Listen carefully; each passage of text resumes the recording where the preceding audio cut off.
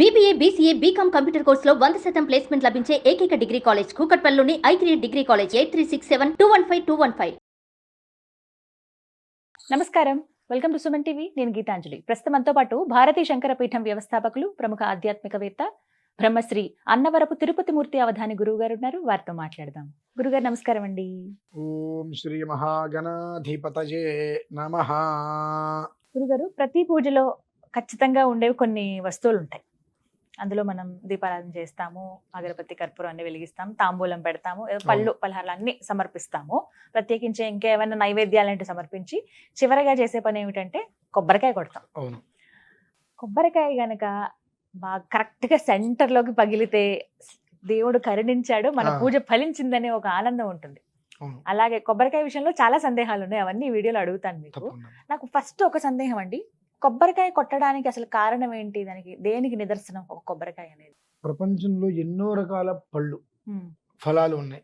దేనికి లేని ఒక పూర్తి పేరు నారికేలానికి ఉంది, పూర్ణ ఫలము అని అంటారు. కరెక్ట్. అంటే మనం ఎవరైనా మంచి కోరుకుని వాళ్ళు బాగుపడాలి అన్నప్పుడు వాళ్ళకి మనం ఏదన్నా చేరో ఏదైనా పెడుతున్నాం, జాకెట్ ముక్క కొబ్బరికాయతో కలిపిస్తే వాళ్ళు నిజంగా బాగుపడతారమ్మా. కొబ్బరికాయకి మాత్రమే అంత శక్తి ఉంది. ఒకే ఒక్క విషయంలో కొబ్బరికాయ వలన అన్యాయం జరుగుతుంది, అంటే వంశం లేకుండా పోతుంది.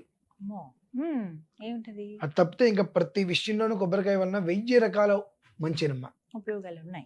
అలానే ఒకే ఒక కొబ్బరికాయ వలన తిలా పాపం తలా పిడికెడు.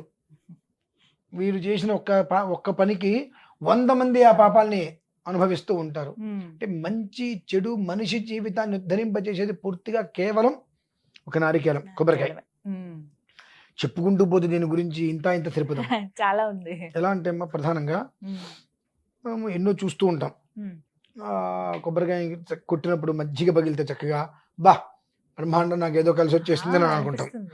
అటు ఇటు ముక్కలుగా అయితే వెంటనే మనకు నెగిటివ్ వచ్చేస్తుంది. స్వతహాగా మనం మనుషులం కాబట్టి మనకు ఆలోచనలు వచ్చేస్తాయి. కానీ సర్వకాల సర్వావస్థలు ఎందు కూడా కొబ్బరికాయ గురించి మనం తెలుసుకోవాల్సింది ఏదైనా ఒకటి ఉంది అంటే 10 రకాల విషయాలు ఉన్నాయి, ఒకటి కాదు. బొట్టు పెట్టిన కాయ కొట్టడానికి పనికిరాదు, కొట్టిన తర్వాత బొట్టు పెట్టిన నివేదనకి పనికిరాదు. ఈ రెండు మనం ప్రధానంగా తెలుసుకోవాలి. ముందు బొట్టు పెట్టకూడదు, అంటే కొట్టిన తర్వాత బొట్టు పెట్టకూడదు, పెట్టొద్దు. కొబ్బరికాయ తడిపి అసలు కొట్టకూడదు. ఈ 3 మనం తెలుసుకోవాలి. ప్రకృతి నుంచి సహజ సిద్ధంగా వచ్చినటువంటిది నారికేలం. దాన్ని నేనేదో బాగు చేస్తా కడుగుతా అనేటువంటిది విషయం అధర్మమైన విషయం ఒకటి. దానికి నేను బొట్టు పెట్టి కొడతా అనేటువంటిది మరొక అధర్మమైన విషయం. బొట్టు కొట్టిన తర్వాత బొట్టు పెట్టి నివేదన పెడతా. కొంతమంది అది సౌభాగ్యం కదండి, మంచిది కదండి, బొట్టు పెట్టి అందులో చిన్న బెల్లం ముక్కేసి అలా నివేదన పెడతారు. నాలాంటి వాడు ఏమంటాడు, బానే ఉందమ్మా, ప్రసాదమే కదా, ఆ ప్రసాదంగా నువ్వు తింటావు కదా, నువ్వు బొట్టు పెట్టినంత వరకు నేను ముక్క కోసి నీ చేతులు ఇస్తే నువ్వు తింటావా అంట. తింటారా? కుంకుమ ఉందని చెప్పి తీసేస్తా. అదేంటి అంటే భగవంతుడికి రాళ్ళు పెట్టినా, రప్పలు పెట్టినా, కుంకుమ పెట్టినా, ఏం పెట్టినా ఆయన తినాలా? ఆయనకి ప్రసాదంగా పెట్టింది అంతవరకు, ఆ ముక్క వరకే, కుంకుమ వరకు నీకు ఇస్తాను, నువ్వు తినవంటే మన తినమా? ఇది ఎక్కడి వరకు మనకి ఏది మనకు మనం తెలుసుకోవాల్సిన అమ్మా. 2 వచ్చేటప్పటికి చాలా మందిలో పాపం అపోహ. కొబ్బరికాయ కొట్టినప్పుడు అవి కులిపోతాయి, కులిపోగానే చాలా నెగిటివ్కి వెళ్తారు వాళ్ళు. అయ్యో నాకు ఏదో జరగబోతుంది అని చెప్పి. ఎప్పుడైతే కొబ్బరికాయ నువ్వు కొట్టినప్పుడు అది కుళ్ళిపోవడం జరిగిందో, నీలోనో, నీ శరీరంలోనో, నీ కుటుంబంలో ఉన్నటువంటి కొన్ని రకాల దోషాలు బయటికి వెళ్ళిపోయినట్టే. అవి ఎందుకు కొబ్బరికాయ కొడుతున్నావు? యా ఫలినీర్యా అఫల అపుష్ప యాశ్చ పుష్పినీ బృహస్పతి ప్రసూతాస్తానో ముంచన్వహసః అని కొబ్బరికాయకి మంత్రం కొడుతున్నావు. అంటే అన్ని రకాల రుగ్మతులు నా నుంచి వెళ్ళిపోవాలి తండ్రి, పూర్ణ ఫలంగా నీకు నేను సమర్పిస్తున్నాను అన్నప్పుడు అన్ని రకాల రుగ్మతులు వెళ్ళిపోవాలి. నువ్వు కొబ్బరికాయ కొట్టావుగా, తట్టుకోలేని రుగ్మతులు నీ దగ్గర ఉన్నాయి. ఆ కుళ్ళిపోయింది కాయ, ఆ కుళ్ళిపోతున్న రుగ్మతులు బయటకు వెళ్ళిపోయినట్టే కదా. ఆ ఒక్కటి మనం ఎందుకు గమనించట్లా? చాలా మందికి ఉండే సందేహం ఇదే, కొబ్బరికాయ కొడితే పాపం భయపడుతూ ఉంటారు. కొబ్బరికాయ కుళ్ళిపోతే అది అరిష్టం, ఏదో అరిష్టం వెళ్ళిపోయినట్టు, అరిష్టం వస్తున్నట్టు కాదు, వెళ్ళిపోయిన మన దగ్గర ఉన్నటువంటి అరిష్టాలు దోషాలు వెళ్ళిపోయినట్టు. అది మనం గమనించుకోవాలి. వెంటనే ఇంకో కొబ్బరికాయ తీసుకొచ్చి మళ్ళీ కొట్టి స్వామివారికి మనం నివేదన పెట్టుకుంటాం. కొన్ని చూడండి, చూడటానికి చక్కగా కనిపిస్తుంది, కాయ కొడితే కాయ మొత్తంలో ఎక్కడో కొంచెం ఒక్క చోట అనిపిస్తుంది. అంటే నీ దగ్గర ఏదో ఉంది, ఆ ఉన్నటువంటి దోషం ఈ రూపంలో బయటికి పోయింది. అది నువ్వు గమనించుకోవాలి.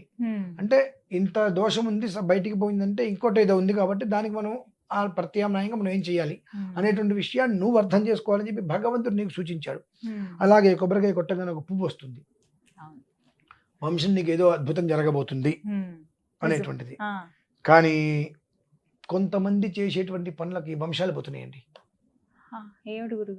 భ్రూణ హత్య అంటే ఏంటండి? మనం భ్రూణ హత్య అబార్షన్స్ అంటాం. ఒక కొబ్బరికాయకి చుట్టూతో పీచు ఉంటుంది, ఆ పీచు మొత్తం తీసేస్తున్నప్పుడు ఒక్కొక్కసారి ఆ పువ్వు ఆ పీచు మధ్యలో మనకు కనిపించదు. అవును, మనకు కనిపించదు, మనం కొబ్బరికాయ కొట్టేస్తాం. దానివల్ల ఎలాంటి ప్రమాదము లేదు, పువ్వు వస్తుంది, అది మనకు యోగం. కానీ ఎప్పుడైతే కొబ్బరికాయ పక్కన నుంచి చిన్న చిన్న కొబ్బరికాయలు చెట్టు పెంచి పడుతూ ఉంటాయి, అలా ఇట్లా వస్తుంది కాయ మొక్క వస్తున్నట్టుగా, అది కనిపించిన తర్వాత మనం కొట్టకూడదమ్మా. పువ్వు ఉందని మనకి తెలిస్తే కొట్టకూడదు.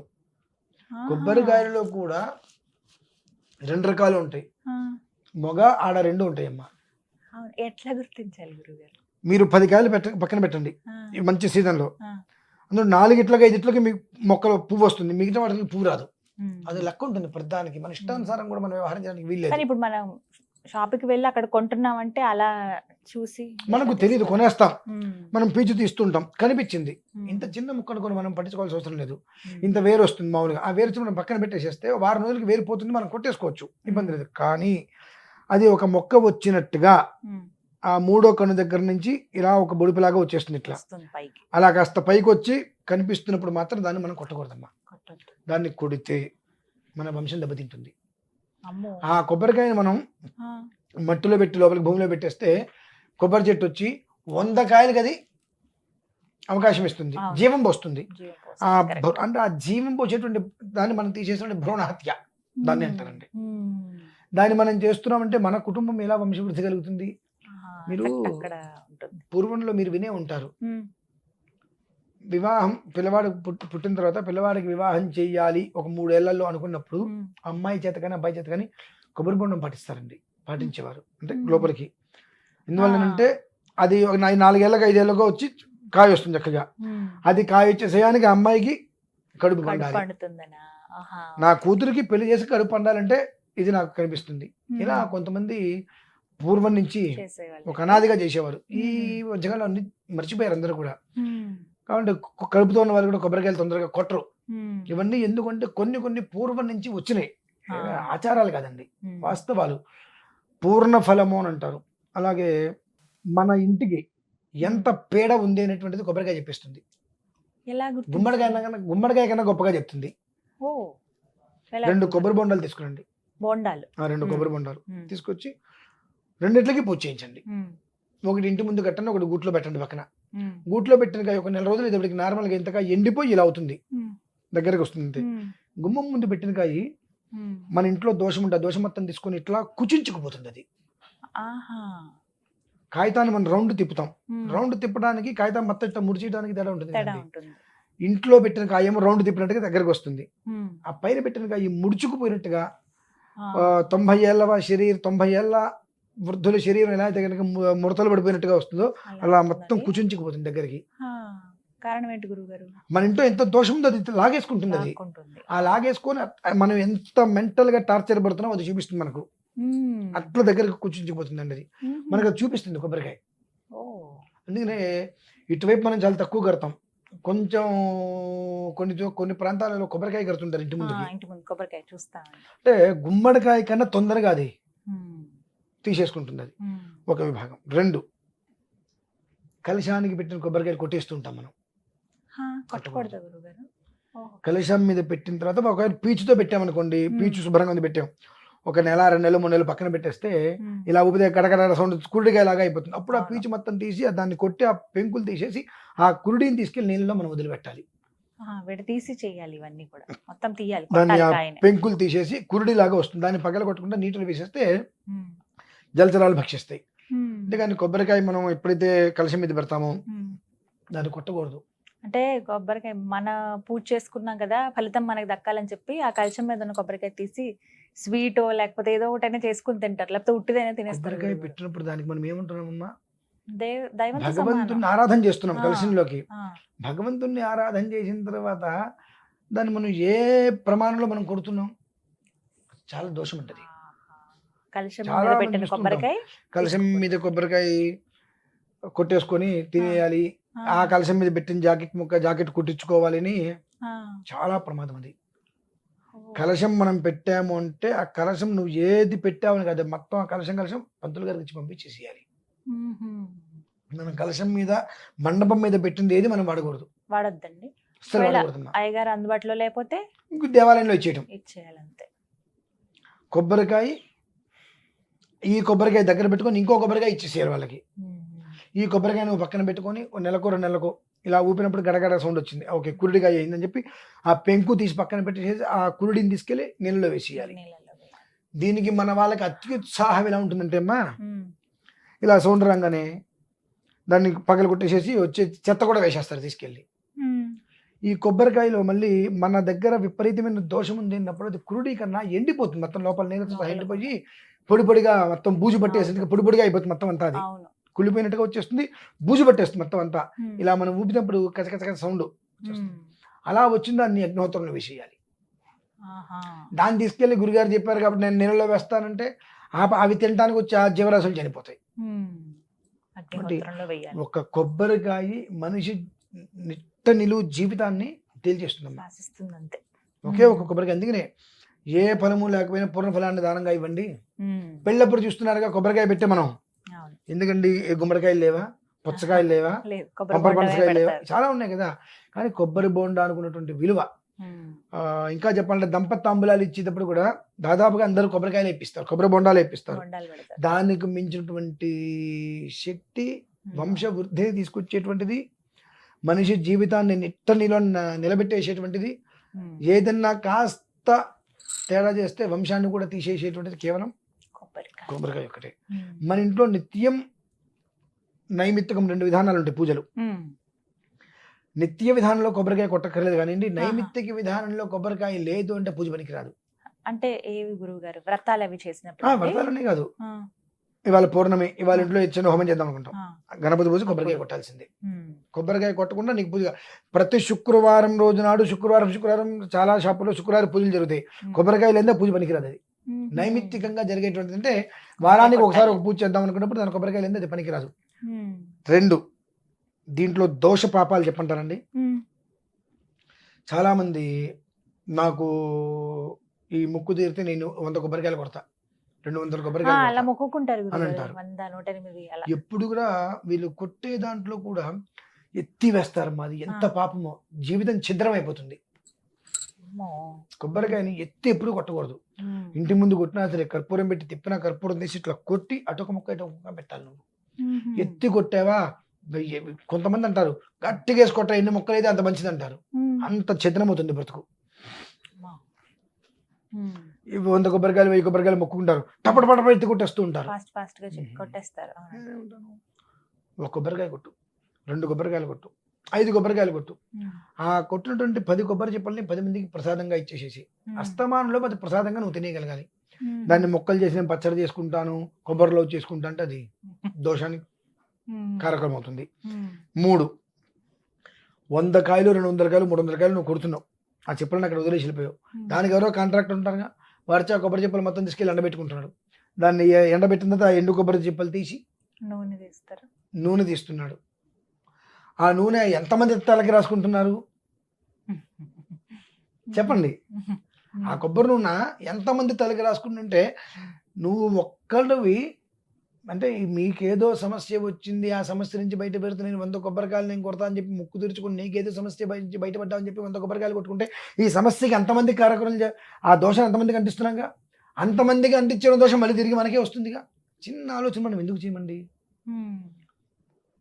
నేను చాలామందికి చెప్పాను, మీకు ఏదైనా చేద్దాం అనుకుంటే వాళ్ళకి మీకు 2 దోషాలు పోతాయి. నేను రేపు లక్ష్మీ గణపతి యాగం ఒకటి చేస్తున్నా. ఆ. ఆ లక్ష్మీ గణపతి యాగం ఏంటి, ఎండు కొబ్బరి చెప్పలతోటే, ఆహా. కొడకలు. ఎండు కొబ్బరి చెప్పలతోటే 1,00,000 మోదకాలు, మ్మ్. 2,00,000 మోదకాలు, 1,00,000 కొబ్బరి ఓ. చెప్పలు ఆ. ఇంతవరకు భూమి మీద ఎవరు చేయలేదమ్మా. మ్మ్. చాలా ఘనంగా 15 రోజుల వ్యవధి, 12 రోజులు ప్రోగ్రామ్, 1,00,000 మోదకాలతోటి 1,00,000 ఎండు కొబ్బరి చిప్పలతో ఇప్పటివరకు ఎవరు చేయలేదు. ఆ విధానాన్ని నేను చేయాలని చెప్పి సంకల్పం చేశాను. అటువంటిప్పుడు ఆ ఎండు కొబ్బరి చిప్పల్ని నూనె చేసి తలకి పెట్టుకొని ఆ దరిద్రాన్ని నెత్తికి పెట్టుకునే బదులు ఈ ఎండు కొబ్బరి చిప్పల్ని హోమంలో వేయటం వలన వాళ్ళ దోషము పోతుంది, మన పాపాలు పోతాయి. పాపానికి నిష్కృతిని చూడాలి మనం, పాపాన్ని కొనుక్కునే విధానం చేయకూడదు, మళ్ళీ తిరిగి తెచ్చుకోకూడదు. ఇవన్నీ చేస్తూ ఉంటారు. నేను వ్రతానికి తొందరగా ఎవరికి వెళ్ళమ్మా, ఎందువల్లనంటే తెలిసి నేను పాపం చేస్తానని బాధ నాకు. చెప్తాను, నేను వ్రతం చేయించడానికి రావాలి అని అంటే ఒక 4 గంటలు మీరు టైం తీసుకోండి అంట. గంటల్లో అరగంటలో అవ్వదు సత్యనారాయణ స్వామి వ్రతం. 4 గంటలు ఖచ్చితంగా పడుతుంది, సమయం తీసుకోండి. 3 కొబ్బరికాయలు తెచ్చుకుంటే 4వది వద్దు అని చెప్తా. ఎందుకండి? కొబ్బరికాయలు కొట్టి 10 మంది వస్తే అందరికి ప్రసాదం ఇచ్చి రాత్రి లోపల తినేశారా, ఓకే, సంధ్యా సమయానికల్లా కొబ్బరికాయలు మొత్తం కొట్టేసేసి అవి తినక వాటిని ఫ్రిడ్జ్లో పెట్టి 2వ రోజు మొక్కలు చేసుకొని, ఎంత పాపం అంటే ఇది.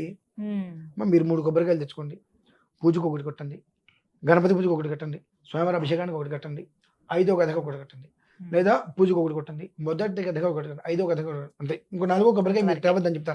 కాదండి 5 గదలకి 5 కొబ్బరికాయలు కొట్టాల్సిందే కదండి, పూజకు ఒకటి కట్టాల్సిందే కదండి, పంచామృతాలు ఒకటి కావాలి కదండి, 6 కాయలు కావాలి కదండి, వాళ్ళ ఇంటో వస్తారండి, వీళ్ళు ఒకళ్ళు ఇస్తామండి, వాళ్ళు ఒకళ్ళు తెస్తారండి, 10 కొబ్బరికాయలు తెస్తారండి. 10 కొబ్బరికాయలని మీరు కొడితే 20 కొబ్బరి చెప్పి వస్తే సాయంత్రానికల్లా వాటిని మీరు పూర్తి చేయగలరా? కష్టమండి. ఓకే, నేను మీ ఇంటికి పూజకి రాను, నాకు తెలిసి ఆ దరిద్రమైన పాపానికి నేనెందుకు మూట కట్టించాలి వాళ్ళకి? తెలిసి వెళ్ళి వాళ్ళ చేత చేయించలేక ఆ పాపం నేనెందుకు మూట కట్టుకోవాలి? చేయించడం నా వల్ల అక్కడ జరగట్లేదు, చెప్పి చేయించగలిగేటువంటి శక్తి ఉండి చేయించలేకపోతున్నప్పుడు నేను అందులో ఇన్వాల్వ్మెంట్ కావద్దు. ఆ పాపం వాళ్ళకి వద్దు, నాకు వద్దు, మంచిది, నేను చేయించడం ఇష్టం చేసుకోండి అని చెప్పేస్తాను. ఆ రోజు మీరు కొట్టినటువంటిది ఏదైనప్పటికీ కూడా అస్తమానంలోపు పూర్తి అయిపోవాలి. అయితే అది మీకు ఫలితం. అస్తమానంలో పూర్తయిపోతుందండి. నేనంట కొబ్బరి తురమండి, బాగా కొబ్బరి మొక్కలు తినలేకపోయారు, తురమండి, తురిమేసిన తర్వాత అందులో అంత బెల్లము పంచదార కలుపుకొని తినండి. అంతేగాని బెల్లం కలిపేసేసి పాకం పడతా అలానే చేయకూడదు, ఎలా ఉందో అలా తినాలి. దానివల్ల ఉత్కృష్టమైన దోషాలు కూడా వస్తాయమ్మా కుటుంబంలో. కాబట్టి అటువంటి పనులు చేయొద్దు. కేవలం ఈ కొబ్బరికాయ గురించి చెప్పుకుంటూ పోవాలంటే సుమారుగా ఒక 20-25 వీడియోస్ ఉంటాయమ్మా. చాలా విషయం గురించి వివరంగా విపులంగా చెప్పుకుంటూ వెళ్ళాలంటే తక్కువ ఒక మనం దీని ఏదో అంటారు వెబ్ సిరీస్ అంటారు కదా, 25 వీడియోస్ చేయొచ్చు దీని మీద. కానీ చాలా అమూల్యమైన విషయాలు ఇవి, అందరూ తెలుసుకోవాల్సినవి కూడా చక్కగా వివరించారు గురుగారు. ధన్యవాదాలు.